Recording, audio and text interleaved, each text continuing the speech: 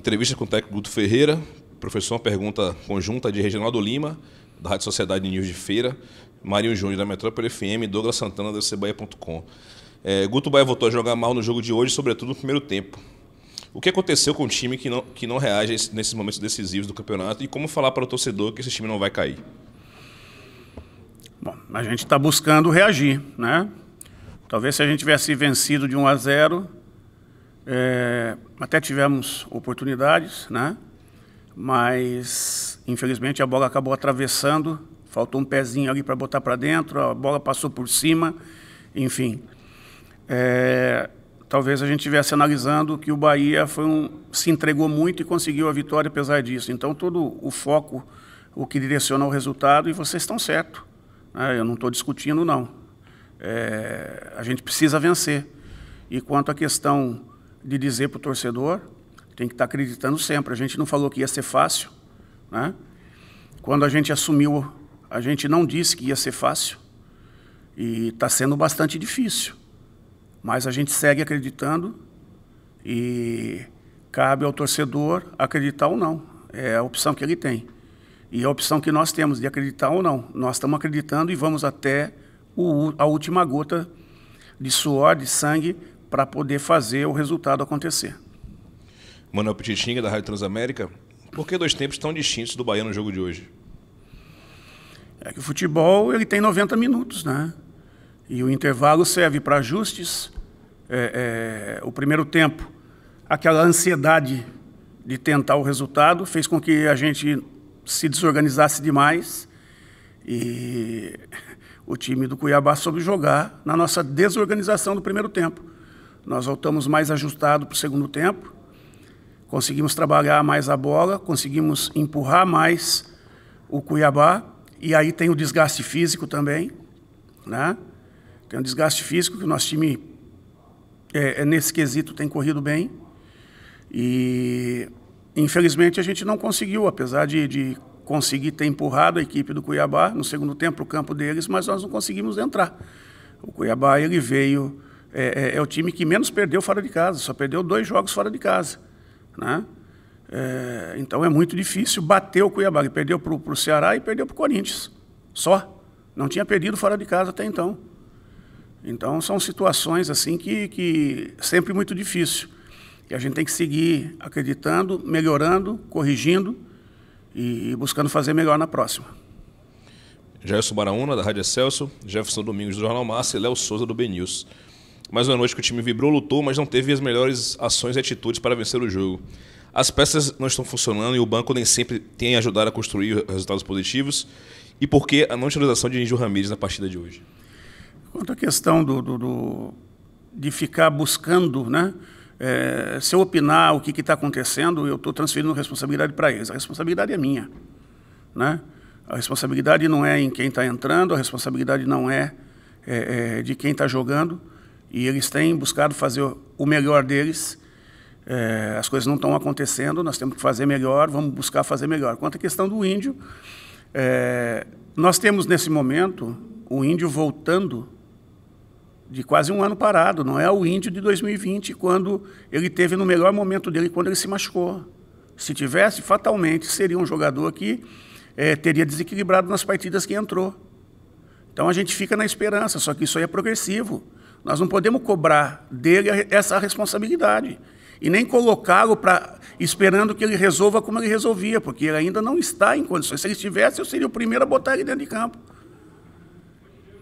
Então, vamos com calma. Ah, mas por que você leva? Levo porque faz parte do processo e daqui a pouco o que ele tem para oferecer neste momento pode ser importante em determinado jogo. Quando isso acontecer, fatalmente eu vou estar usando. Marcos Valença, da Rádio Sociedade. Você acredita que a queda do time está ligada ao desempenho do meio-campo? Não, eu acho que está mais ligado à ansiedade da situação da competição, né, do que qualquer outra coisa. A equipe tem lutado bastante e tem esbarrado nas equipes que estão se fechando mais contra a gente. Nilson Luiz, da Itapuã FM. Como explicar 3 jogos sem marcar gols e nos últimos 14 apenas 9 gols marcados? Nós temos que melhorar. Nós temos que melhorar. Eu posso falar pelos últimos 9 jogos. 9 jogos e nós marcamos 7 gols. Não é o ideal, a gente tinha que ter marcado pelo menos um gol por jogo. Mas, fatalmente, também houve uma melhora significativa na defesa, onde nós tomamos gol, acho que em 3 jogos só. Tá? E nesses 3 jogos que nós tomamos gol, o Flamengo que saiu fora da curva.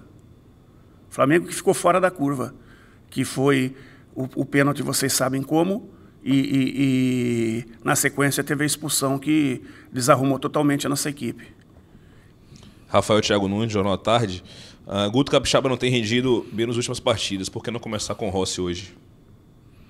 Rossi também vem num processo evolutivo. Também vem no processo evolutivo. E depois tem o seguinte, Capixaba é do Grêmio. Não poderia jogar a próxima partida. Se eu boto o Rossi para começar jogando, eu corri o risco de não tê-lo na partida contra o Grêmio também. Então, a gente também tem que disputar um campeonato consciente de que peças você pode usar a cada batalha. Não adianta você querer botar tudo numa e depois faltar na outra. Não vai te fazer ganhar o campeonato. Nós temos que pensar na guerra e não na batalha. Rafael Seixas, da Andai FM. Guto, foram 35 cruzamentos e somente 2 se concretizou em chance clara de gol. Explica por que esses números tão ruins. Bom, primeiro que esse foi um detalhe, né? Quando nós tivemos a oportunidade de trançar por dentro e bater de fora, que a equipe dele estava bem fechada. Tem 2 zagueiros bem postados, uma defesa alta. E ainda assim nós conseguimos finalizar 2, né? Eles primeiro defenderam para depois atacar. Jogaram o tempo todo no nosso erro, só que não é um time que só joga no erro, é um time que sabe jogar, sabe propor. E o empate para eles hoje era um bom resultado, então eles ficaram postados o jogo todo e achando os momentos de vir para cima da gente, né? Buscando os momentos certos, uma equipe madura, muito bem treinada, né? Então dificultou. Eu acho que nós levantamos bola demais hoje lá, sim, mas até pela condição da situação do jogo. E não conseguimos levantar as bolas como passe, né? Nós levantamos a bola na área e não passamos as bolas, porque mesmo os lados do campo estavam espremidos também. A última pergunta, PV Araújo do Galácticos Online. Guto, boa noite. Contra o Flamengo você ficou bastante chateado, tendo razão com a atuação da arbitragem. O que você poderia comentar sobre o desempenho dos árbitros hoje? Cara, você pode estar falando devido a 2 lances de gol do Cuiabá, né? Que o árbitro invalidou. No primeiro, eu não vi nenhum dos 2, atenção, tá? O primeiro foi o VAR que anulou, né? Isso anulou. E o segundo, já o árbitro matou no peito, já de cara, anulando a questão. Então, se a interpretação dele foi essa, o que eu vou dizer? Se fosse contra mim, o que eu reclamei foi do VAR ter dado uma coisa e o árbitro contrariar a imagem. O árbitro não contrariou a imagem, que eu saiba. Então, existe uma diferença muito grande aí. Aí você está analisando a sua interpretação do lance, da arbitragem, e querendo induzir que essa interpretação do árbitro foi igual à interpretação do jogo do Flamengo. E não teve nada a ver. A interpretação do jogo do Flamengo foi o VAR que interpretou de um jeito e o árbitro de outro. E ficou bem claro. E essa imagem pode ir até para o VAR. Essa questão aí da imagem do segundo gol, que também foi anulado. E até a arbitragem, os analistas de arbitragem dizer que o gol foi legal, tal. Mas o VAR não interviu e o árbitro de imediato anulou o lance. Então, quem sou eu para ir contra? Porque está do meu lado? Não. Nós fomos prejudicados em outros jogos que não foi essa questão do VAR, e eu, em momento algum, falei da arbitragem. Então, antes de fazer as colocações, presta atenção exatamente no que a gente reclama e o que a gente não reclama.